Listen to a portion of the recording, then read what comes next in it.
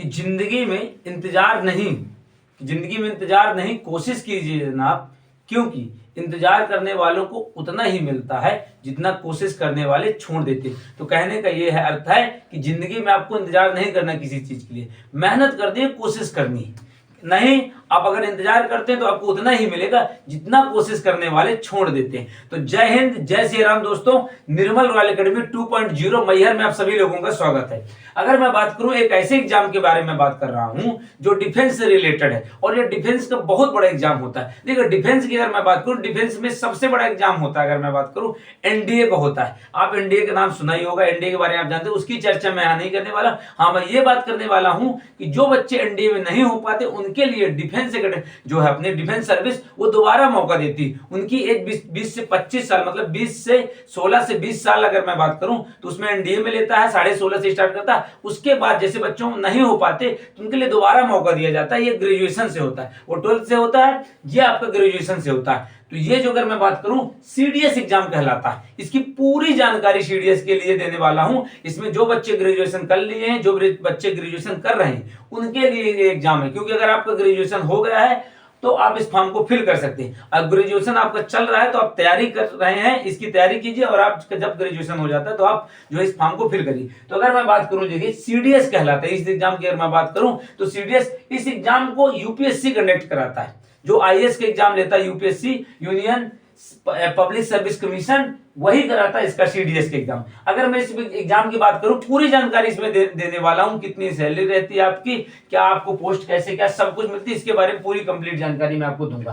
देखिए सीडीएस की अगर मैं बात करूं तो सीडीएस का फुल फॉर्म होता है कंबाइंड डिफेंस सर्विस होता है, ये याद रखिएगा। और ये अगर बाद में जुड़ जाता है तो वो एग्जामिनेशन हो जाता है। तो यूपीएससी इस एग्जाम को कराता है। इसमें तीनों सेनाओं, जो तीनों सेनाएं होती है, हमारी आर्मी हो गई, नेवी हो गई, और मैं बात करूं एयरफोर्स के जो अधिकारी होते हैं, इसी के माध्यम से जो है नियुक्त किए जाते हैं। तो चलिए बात करते हैं। देखिए इस एग्जाम का क्या पैटर्न है, कैसे एग्जाम होगा। सबसे पहले अगर मैं बात करूं, ये एग्जाम 2 बार साल में कराया जाता है। नवंबर से दिसंबर में अगर जो है आपकी वैकेंसी आती है तो आपका फरवरी में एग्जाम होता है, और अगर अगस्त सितंबर में आता है तो आपको क्या है, नवंबर में जो है एग्जाम होता है। फिर अगर मैं बात करूं, देखिए इसमें है आपका आर्मी हो गया, नेवी हो गया, एयरफोर्स, तीनों सेनाओं के जो है अधिकारी जो है इसके माध्यम से जो भर्ती किए जाते हैं। अब देखिए, अब अगर बात करते हैं इसमें, तो सबसे पहले बात कर लेते हैं। देखिए इसमें 4 तरह के अधिकारी, एक तो ऑफिसर ट्रेनिंग एकेडमी होती है इसमें, ठीक है, ऑफिसर ट्रेनिंग एकेडमी होती है। इसमें जो है अधिकारी मतलब जो बच्चे सिलेक्ट होते हैं, तो ये 4 ऑप्शन आपको मिलते हैं।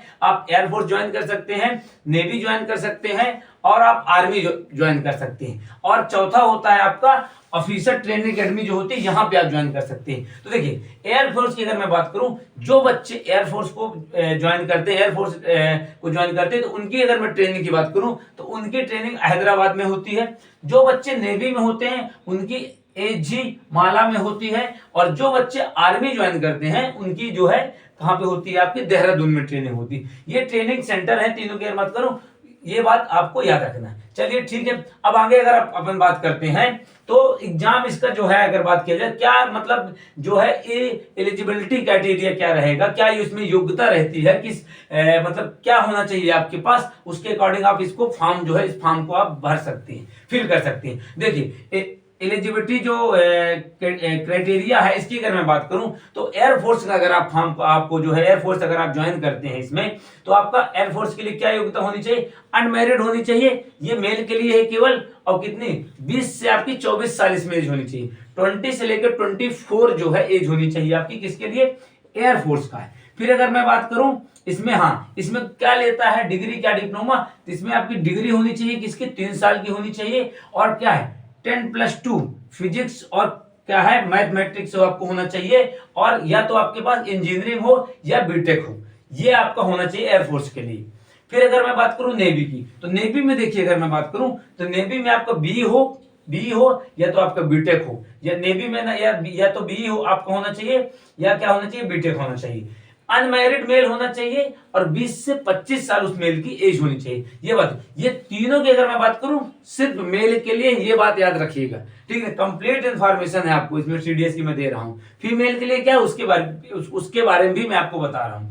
तो नेवी में बात करूं तो बी और बीटेक, अनमैरिड मेल हो, 20 से 25 साल होनी चाहिए। आर्मी की अगर मैं बात करूं तो आर्मी में आपका जो है सिंपल ग्रेजुएशन लेता है और 20 से 25 साल एज होनी चाहिए, अनमैरिड मेल होना चाहिए। तो ये तीनों एयरफोर्स, नेवी, आर्मी, ये जो सीडीएस के जितने भी अधिकारी नियुक्त किए जाएंगे इसमें सभी मेल होनी चाहिए, ओनली मेल के लिए। हाँ, चौथा जो होता है ऑफिसर ट्रेनिंग एकेडमी जो होती है, इसमें अगर मैं बात करूं तो इसमें आप जो फीमेल के लिए भी है, मेल दोनों के लिए है, मेल के लिए भी है आपका और फीमेल ऑफिसर ट्रेनिंग एकेडमी दोनों के लिए, ये बात याद रखिए। इसमें 19 से आपकी 25 साल एज होनी चाहिए, 19 अगर आप हैं और 25 साल के अंदर है तो आप ऑफिसर ट्रेनिंग एकेडमी अगर आप ज्वाइन करना चाहते हैं तो कर सकते हैं, ये बात याद रखिए। होता आपका सीडीएस कराता है, इन तीनों में आपको जो है ऑप्शन जो मिलते हैं आपको चूज करने के लिए, आप चूज की जो आपके मतलब आपकी जो योग्यता होगी उस हिसाब से आपको जो है एयरफोर्स है, नेवी है, आर्मी है और ऑफिसर जो ट्रेनिंग एकेडमी है वो मिलेगी। हाँ, लेकिन अब सिर्फ